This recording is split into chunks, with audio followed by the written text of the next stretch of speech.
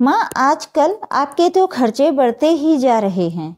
क्या पैसे पेड़ पर उगते हैं कि पेड़ हिलाओ और पैसे बटोर लो? मुझे मेहनत करनी पड़ती है, समझिए आप। रोहित बड़े ही तैश में माँ से कहे जा रहा था। तब उसकी माँ ने कहा, अरे बेटा, मेरी जरूरत तुम्हें खर्चे लगने लगे हैं। हम लोगों ने क्या कुछ नहीं किया और आज तू मेरे लिए मेरी जरूरतों को फिजूल के खर्चे कह रहा है। मुझे चश्मे की जरूरत है, उसकी वजह से मुझे चक्कर से आ रहे हैं। अच्छा अच्छा, ठीक है, शाम को लौटते हुए लेता आऊंगा, रोहित ने बेरुखी से कह दिया। अब माँ उसके ऑफिस में फोन लगाकर पूछती हैं, रोहित, तू डॉक्टर से मेरा नंबर लगवा दे या उसका फोन नंबर दे दे, मैं ही लगा लूंगी। तब उनका बेटा रोहित बहुत उखड़े स्वर में कहता है, अरे माँ, क्या ऑफिस में फोन लगाकर परेशान कर रही हो? ये भी नहीं होता कि ड्रॉअर में देख लो। इतना तो रिद्धिमा को ही बोल देती, पर आपसे ये भी नहीं होता। आपको मुझे परेशान करने का बहाना चाहिए और बस, कुछ नहीं।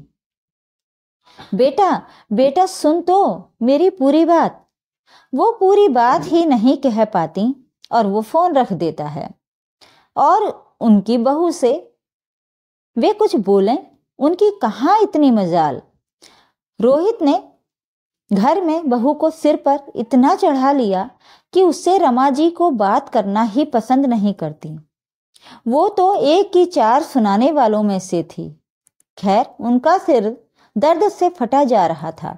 उन्हें माइग्रेन की शिकायत थी। अगर चश्मा न लगाए तो सिर भारी सा हो जाता। पर इससे बहू बेटे को क्या, घर मकान तो उनके नाम हो ही चुका था। पिता के गुजरने के बाद माँ को रोहित शहर ले आया और उनसे मकान खेती के पेपर पर जब साइन करने चाहिए थे तो माँ से कहा, माँ, यहाँ गांव में अकेले रहकर क्या करोगी? तुम मेरे साथ शहर में अपने घर में रहना, वो भी तो पापा ने दिलाया था। रोहित अपनी चिकनी चुपड़ी बातों में गांव का घर खेती बिकवा कर माँ को शहर ले आया था। वो तो सुकून से मीठे बोल तरसने लगी थीं। उनसे बहू बराबर का काम कराती। उनके घर के नौकर को देने वाले पैसे भी बच रहे थे। रमा बहुत काम कर लेती थी, वो भी बिना थकान के। उन्हें काम करना बिल्कुल नहीं अखरता था। पर आज उन्हें मनोहर जी की एक बात याद आ रही थी। वो कहते, देखो रमा, मैं जब तक हूं तब तक हाथ में रकम रखूंगा, नहीं तो हाथ खाली होते ही कोई इज्जत नहीं रहती। आज रमा जी को चश्मा ठीक कराने के लिए बेटे के आगे हाथ फैलाना पड़ रहा था। पर करें भी तो क्या करें, उसके पास कोई रास्ता नहीं बचा। उन्होंने बेटे के मुंह में खेती मकान बिकवा दिया और शहर वाला घर भी उसने अपने नाम करा लिया। इस कारण वो बेबस सा महसूस कर रही थी। बहू रिद्धिमा की किटी पार्टी थी तो तैयार होकर निकल गई। अब तो उनसे जितना काम हो सकता था किया। रात हुई तो बोली, बेटा रोहित, मेरा चश्मा बन गया कि नहीं? मेरा सिर बिना चश्मे के बहुत भारी भारी लगता है। तब वो कहने लगा, माँ, मेरे पास एक ही काम नहीं है करने को कि आपका चश्मा बनवाने बैठा रहूं। मेरे पास ऑफिस के अलावा हजारों काम हैं। आप खुद क्यों नहीं चली जाती हैं? खुद भी तो बनवा सकती हैं। तब इतना सुनते ही वो बोली, बेटा, एक तो तूने ना तो चश्मा बनवाया, ना ही मुझे डॉक्टर की पर्ची बताई, नहीं तो मैं ही मेडिकल से सिर दर्द की गोली ले आती। आजकल तू मुझे पैसे भी नहीं देता है। अब बता, मैं अपनी परेशानी तुझसे ना कहूं तो किससे कहूं? आखिर बेटा है तू मेरा, बहू तो पराया खून है, उससे क्या उम्मीद करूं? उसे तो वैसे भी तूने सिर पर चढ़ा रखा है। उससे कुछ बात ना ही करो तो अपनी बेहतरी समझती हूं, क्योंकि कुछ भी बोलो तो नमक मिर्च लगाकर झगड़ा अलग करा दे। खैर बेटा, तू मुझे अभी 2,000 रुपए दे दे। जितनी जरूरत होगी उतने ही लूंगी, बाकी के पैसे वापस कर दूंगी। फिर वो कहता है, ठीक है माँ, कल ले लेना। अब वो रात में सो जाती है। अगली सुबह बेटे के ऑफिस जाने के पहले माँ पैसा मांगती है। बेटा बुदबुदाहट के साथ कहता है, कहाँ से ले आई इस बुढ़िया को। वो सुन लेती है। क्या कहा बेटा? तब वो कहता है, कुछ नहीं माँ। जब खाने की टेबल पर रोहित बैठता है, तभी उसकी पत्नी बोलती है, अजी सुनते हो, क्या केरल ट्रिप की टिकट बुक हो गई है? तैयारी भी हो गई है, हम लोगों को कब निकलना है? तब रमा जी कहती हैं, अरे रोहित, तूने बताया नहीं कि तुम लोग कहीं घूमने जा रहे हो? घर में मेड भी नहीं है। तब वो कहता है, माँ तुमसे पीछा छूटे इसलिए जा रहे हैं। इतना सुनकर वो कहने लगती हैं, अरे बेटा कैसी बातें कर रहा है, मैं तेरी माँ हूं। तब बहू भी कहती है, माँ जी आप तो हम पर बोझ बन गई हैं। हर दिन आपके खर्च बढ़ते ही जा रहे हैं। कहीं डॉक्टर का खर्च, कहीं कुछ मंदिर में दान देने का खर्च, और भी कहीं का खर्च करना हो तो हाथ बढ़ा लो। मम्मी जी हम लोग आपसे परेशान हो गए हैं। इतनी बात सुनकर भी वो भी कहाँ शांत रहने वाली थी। उन्होंने भी कहा, मेरे खर्च तुम्हें दिखता है, घूमने जाओगे तो क्या वहां का खर्चा नहीं होगा? तब वो कहता है, माँ मैं इस घर का मालिक हूं, मैं जैसे चाहे खर्चा करूं, इससे आपको क्या? तब उनकी आंखों से झर झर कर आंसू बहने लगते हैं। बेटा तूने आज जो बात कही मुझे दिल तक छलनी कर गई। जब गांव का घर और खेती बिकवानी थी तब तो तेरा दूसरा ही रूप था। मैंने सोचा न था तू भी ऐसे रंग बदलेगा।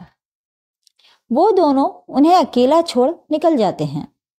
ना तो उनका चश्मा बनता है, ना ही दवा लाकर रोहित रखता है, बस पैसे देकर चला जाता है।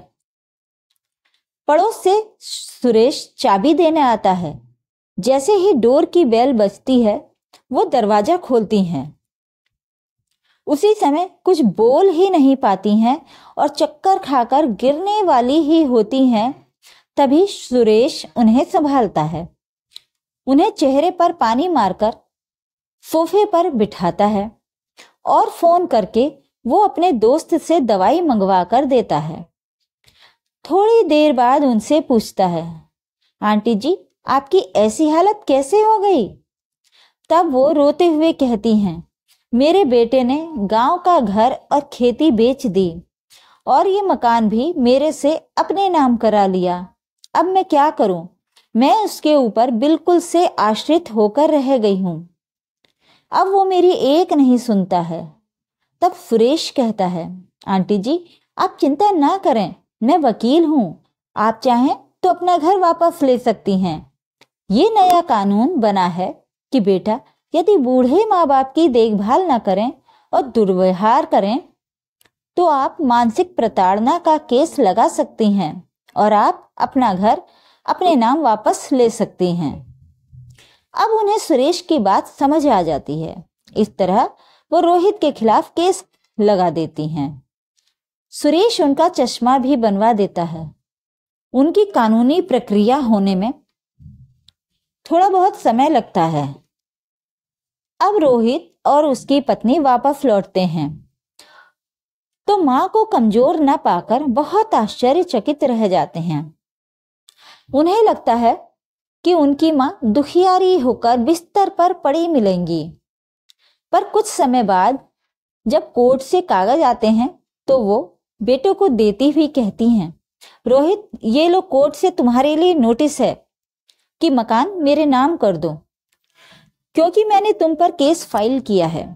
अब तुम मेरा घर खाली कर दो और इस घर को मेरे नाम कर दो, क्योंकि नए नियमानुसार जो बच्चे बूढ़े माँ बाप के साथ दुर्व्यवहार करें, उनका खर्च वहन ना करें, तब माँ बाप अपना घर वापस ले सकते हैं।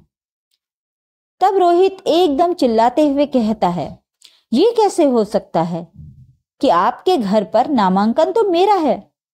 उसकी बातें सुनकर वो कहती हैं, ये नोटिस आया है, उसको पढ़कर जवाब देकर घर खाली करो।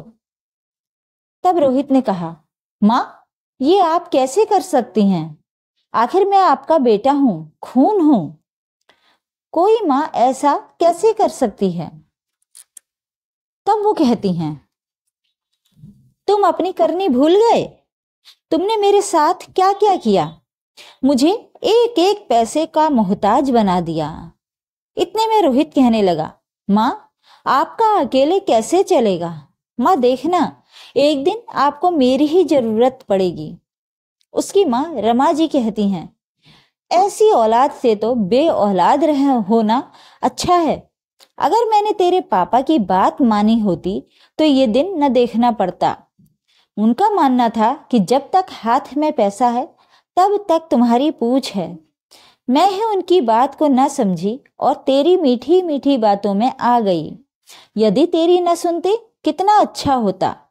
मुझे तेरे आगे मिन्नतें तो ना करनी पड़ती। इसलिए अब मैं समझ गई हूं, दूध का जला छाछ को भी फूंक फूंक कर पीता है। अब मैं तेरी बातों में नहीं आने वाली, समझे रोहित? बहुत हुआ रोना धोना, बस घर खाली करो, वरना मैं पुलिस में शिकायत कर दूंगी। लगाते रहना कोर्ट के चक्कर। इस तरह उन्हें अपना घर वापस मिल गया और बेटे को घर खाली कर जाना पड़ा। एक माँ एक बार धोखा खाकर दोबारा धोखा नहीं खाना चाहती। अब वो आधा मकान किराए पर देकर आत्मविश्वास के साथ रहने लगी।